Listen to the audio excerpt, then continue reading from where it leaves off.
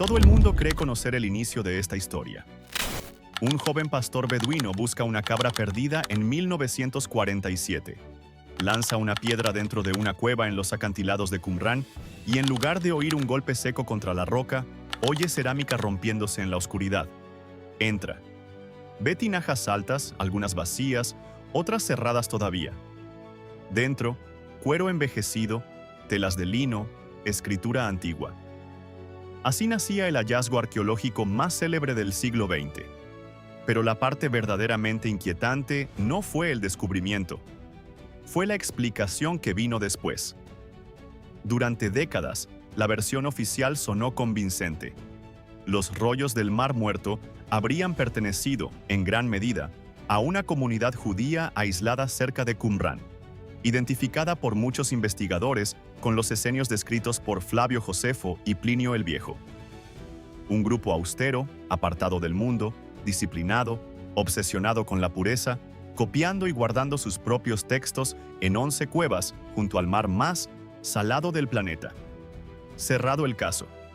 Misterio resuelto.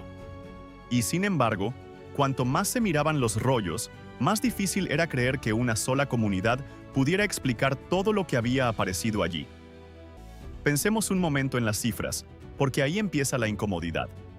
No hablamos de 7 rollos y nada más. Con los años, aparecieron restos de más de 900 manuscritos y decenas de miles de fragmentos, hallados entre 1947 y 1956 en 11 cuevas y otros puntos del desierto de Judea. Los textos abarcan desde el siglo III antes de nuestra era hasta el I después de Cristo. Están escritos sobre todo en hebreo, pero también en arameo y griego.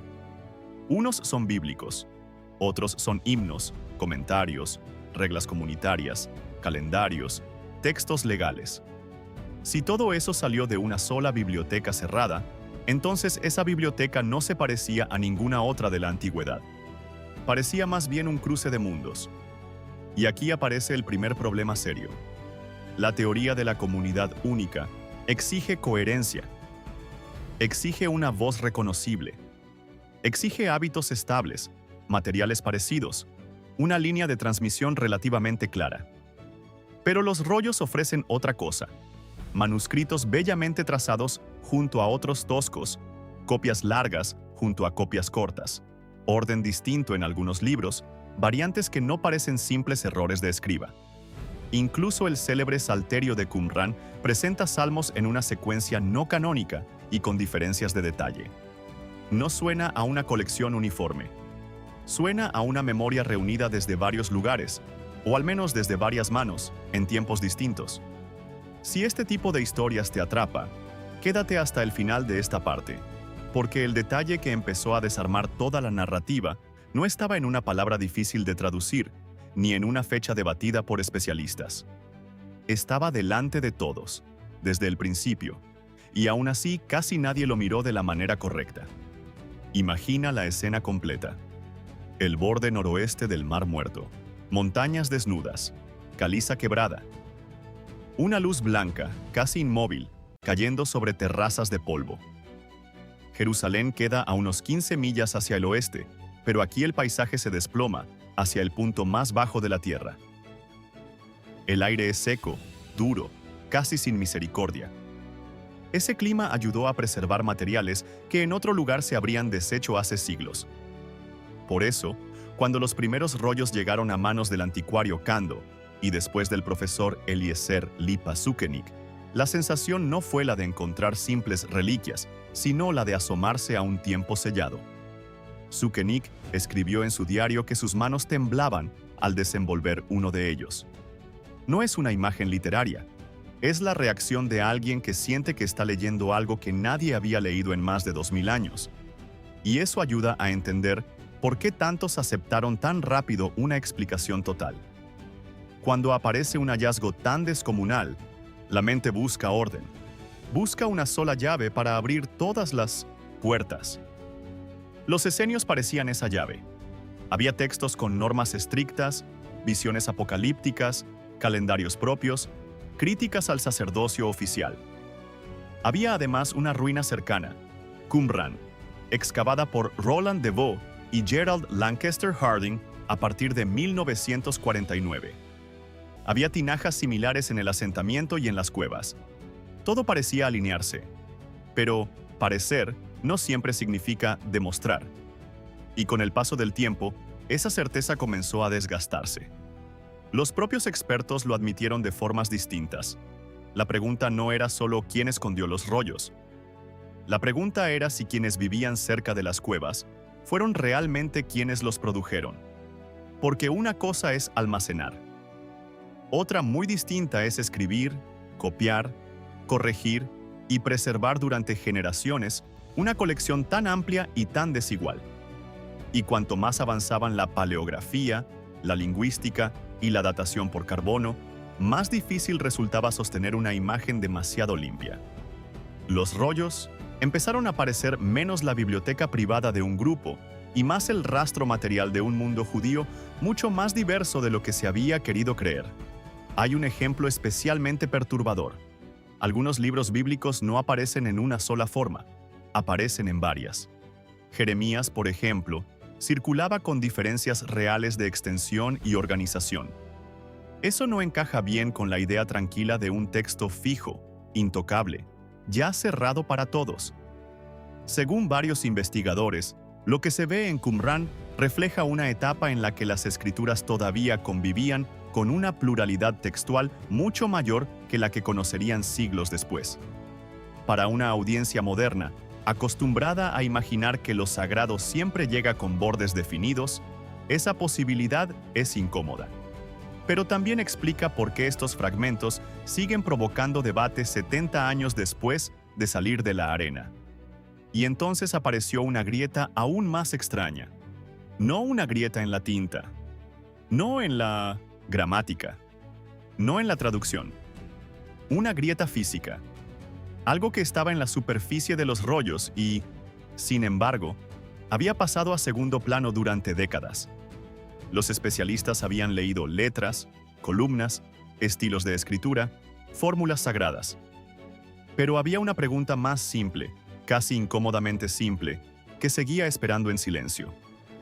¿Y si el problema no estaba en lo que los manuscritos decían, sino en aquello sobre lo que fueron escritos? Porque lo que encontraron después no encajaba con ninguna explicación cómoda. Y lo más inquietante no era lo que vieron, sino lo que, hasta entonces, nadie había querido mirar de verdad. Durante más de 60 años, la pregunta se repitió casi sin cambiar. ¿Quién escribió los rollos del Mar Muerto y por qué terminaron en esas cuevas? Se compararon alfabetos, trazos, fórmulas litúrgicas, estilos de copia. Se reconstruyeron fragmentos como si fueran un rompecabezas de miles de piezas resecas. Pero mientras todos miraban la tinta, seguía intacta una pregunta más elemental. ¿Qué eran, físicamente, esos rollos? ¿De qué animal provenía el pergamino que sostenía cada palabra? Y si la respuesta parecía obvia, lo inquietante era precisamente eso. Nadie había explotado del todo esa obviedad. El giro empezó, según la reconstrucción de varios reportes académicos y de divulgación, cuando investigadores de áreas que casi nunca comparten el mismo lenguaje comenzaron a hacerse cargo del mismo misterio. En Tel Aviv University, el biólogo molecular Oded Rechavi y el especialista en estudios bíblicos Noam Mizrahi vieron algo que otros habían pasado por alto. El pergamino no es solo soporte, es piel animal. Y la piel animal, incluso después de 2000 años, puede conservar fragmentos de ADN. Esa idea cambió la pregunta por completo. Ya no se trataba únicamente de leer un texto antiguo, se trataba de leer la biología silenciosa que había debajo de ese texto. La dificultad era casi absurda. Los manuscritos son frágiles hasta el extremo. Muchos están reducidos a pedazos oscuros, quebradizos, con bordes irregulares como hojas quemadas. Después de décadas de manipulación, traslado, restauración y estudio, extraer material sin dañarlos parecía casi imposible. Además, había una barrera ética y patrimonial evidente. No se podía cortar un fragmento de un manuscrito de 2000 años solo para comprobar una hipótesis nueva. Así que la investigación necesitaba una salida menos visible, más delicada, casi forense. La solución fue tan pequeña que cuesta creer que pudiera sostener una revolución.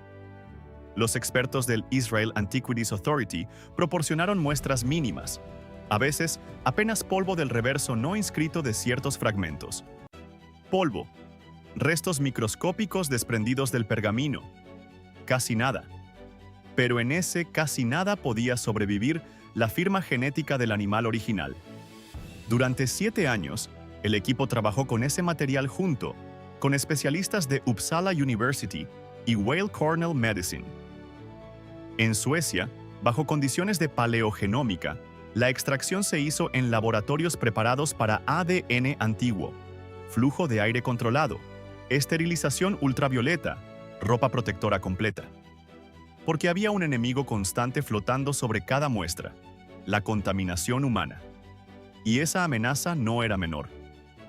Durante 70 años, conservadores, fotógrafos, académicos y técnicos habían tocado, levantado, movido y observado estos fragmentos. Cada contacto deja rastro. Cada respiración cercana deja rastro. El estudio reconoce que encontraron abundante ADN humano moderno en las muestras, y precisamente por eso tuvieron que separar, filtrar y descartar. Los investigadores buscaron patrones de daño típicos del ADN antiguo, como la degradación en los extremos de las cadenas, para distinguir lo auténticamente antiguo de lo que había llegado siglos o minutos después. No era un proceso limpio ni lineal, era una lucha contra el tiempo, contra la química del pergamino y contra la historia misma de la manipulación moderna. Lo que estaban haciendo no se parecía a la imagen clásica del historiador inclinado sobre un manuscrito. Se parecía más a una escena de laboratorio criminalístico. Tubos diminutos, luz blanca, guantes, superficies estériles, secuenciación profunda, comparación de ADN mitocondrial y nuclear. Y al fondo, una pregunta enorme esperando una respuesta microscópica.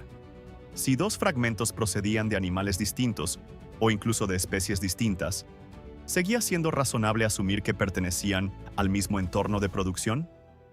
Los resultados empezaron a perfilar una imagen nueva. De los fragmentos analizados, casi todos resultaron estar hechos de piel de oveja. Eso ya era útil, porque encajaba bastante bien con un entorno árido como el desierto de Judea. Pero el verdadero valor del ADN no estaba solo en identificar especies. También permitía agrupar cercanías biológicas, distinguir fragmentos relacionados, reforzar o debilitar uniones propuestas durante décadas por paleógrafos. Emanuel Toff, una de las figuras más influyentes en el estudio de los rollos, señaló que por primera vez ciertas hipótesis sobre prácticas escriturarias en Qumrán recibían apoyo independiente desde el ADN antiguo. La biología no reemplazaba al estudio textual. Lo tensaba, lo refinaba, a veces lo corregía. Pero aquí aparece la advertencia que hace esta historia aún más seria. El propio estudio subraya que el ADN solo revela una parte del cuadro.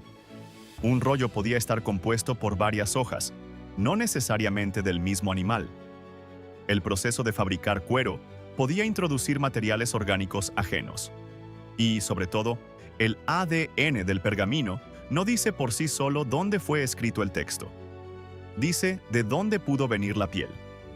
Sugiere trayectorias. Abre posibilidades. Obliga a revisar certezas. Pero no concede permiso para exagerar. Esa cautela es importante, porque lo que vino después fue tan contundente que habría sido fácil caer en el sensacionalismo. Y aún con toda esa prudencia, algo empezó a desmoronarse. Entre los fragmentos estudiados apareció una anomalía que no debía estar ahí. No era una variación menor de escritura. No era una diferencia discutible entre escuelas de copistas. Era una señal material, directa, imposible de ignorar. 2 fragmentos del mismo libro bíblico apuntaban hacia un origen que no encajaba con el paisaje seco de Qumrán. Los datos parecían claros. La secuenciación había hablado. Pero había un problema. Si esa conclusión era correcta, Entonces algo que se había repetido durante generaciones sobre el origen de los rollos tenía que ser falso. Y al final, la pieza que faltaba no estaba en una letra borrada ni en una traducción discutible. Estaba en el animal. Cuando el equipo publicó sus resultados en Cell en 2020, la imagen cambió de golpe. Casi todos los fragmentos analizados estaban hechos de piel de oveja. Eso podía encajar con el entorno del desierto de Judea. Pero 2 fragmentos del libro de Jeremías no estaban hechos de oveja, estaban hechos de vaca. Y ese detalle, que parece mínimo, abría una grieta enorme en la teoría tradicional. Detengámonos un segundo en esa imagen, no en el texto. En el paisaje, piedra blanca, sal cortando el horizonte, barrancos secos, un aire tan árido que ayudó a conservar manuscritos durante 2000 años. Ese lugar no es un entorno natural para criar ganado vacuno de forma estable. Las vacas necesitan agua, vegetación, superficies menos hostiles. Por eso los investigadores hablaron con cautela, pero con firmeza. Esos fragmentos de Jeremías, muy probablemente, no se originaron en esa zona desértica. Habían llegado desde otro lugar del país. Tal vez Jerusalén, tal vez otra región de Judea. En cualquier caso, fuera del círculo cerrado que durante décadas se presentó como explicación suficiente. Y aquí es donde la historia deja de ser arqueología convencional y se vuelve algo mucho más incómodo. Porque no se trataba solo de 2 pedazos de cuero extraños. Se trataba de 2 versiones distintas de Jeremías vinculadas a un origen material distinto. No una sola tradición copiándose con pequeñas fallas. No una comunidad aislada, repitiendo mecánicamente el mismo texto. Lo que emergía era otra cosa. Varias corrientes textuales coexistiendo al mismo tiempo, moviéndose por la región, sobreviviendo en paralelo. Noam Mizrahi lo resumió de una forma devastadora para la vieja certeza. El ADN antiguo demostraba que 2 copias de Jeremías, textualmente diferentes entre sí, habían sido llevadas desde fuera del desierto de Judea. Eso obliga a mirar los rollos de otra manera. Durante siglos, y todavía hoy, mucha gente imagina los textos sagrados como si hubieran existido siempre en una forma fija, cerrada, blindada contra la variación. Pero en Qumran aparece otra escena. Un mundo en el que todavía circulaban versiones diferentes del mismo libro.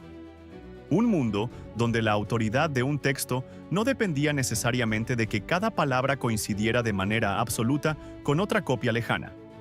Un mundo más humano, más inestable y también más vivo. Según los investigadores, esa pluralidad textual formaba parte del paisaje del judaísmo del Segundo Templo, precisamente el ambiente histórico del que también surgiría el cristianismo primitivo. Y no fue solo Jeremías. El análisis genético también ayudó a reconsiderar otros manuscritos, como los Songs of the Sabbath Sacrifice, una composición no bíblica encontrada en Qumran, y también en Masada. Durante años, algunos sostuvieron que ese tipo de texto pertenecía de manera exclusiva a la supuesta secta de Qumran. Pero el ADN apuntó a algo distinto. Al menos parte de esa tradición parecía circular más allá de ese enclave.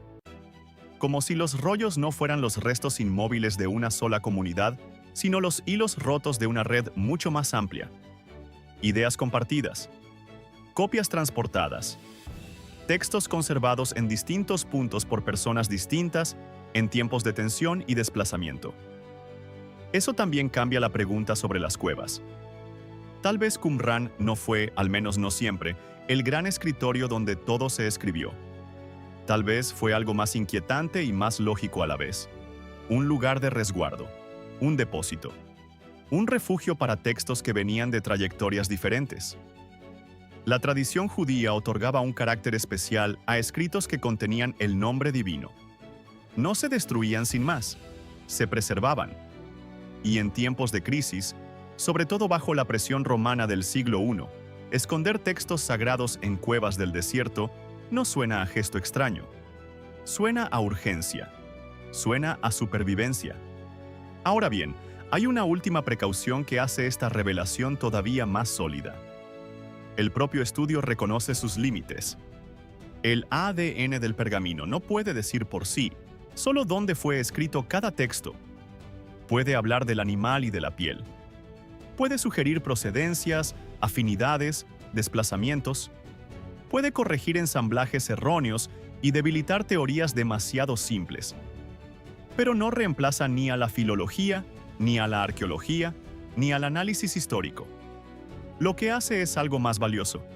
Obliga a que todas esas disciplinas se miren entre sí sin refugiarse en respuestas cómodas. Y esa, quizá, es la revelación más profunda de toda esta historia. Los rollos del Mar Muerto no nos muestran una fe congelada. Nos muestran una era en movimiento. Comunidades discutiendo, copiando, transmitiendo, preservando. Versiones coexistiendo antes de que el tiempo y la autoridad redujeran muchas de esas posibilidades. Lo que parecía una biblioteca uniforme empieza a parecerse más a un mapa de tensiones religiosas, de rutas invisibles, de memoria salvada al borde del desastre. Y entonces la historia regresa, de forma casi poética, a su primer sonido. Una piedra lanzada al interior de una cueva. Un estallido de cerámica. Un joven que no podía imaginar que acababa de rozar uno de los archivos más sensibles del mundo antiguo. Pero ahora sabemos algo más. Lo que se quebró aquel día no fue solo una vasija. También empezó a quebrarse, lentamente, la ilusión de que el pasado sagrado había sido siempre uniforme, silencioso y perfectamente ordenado.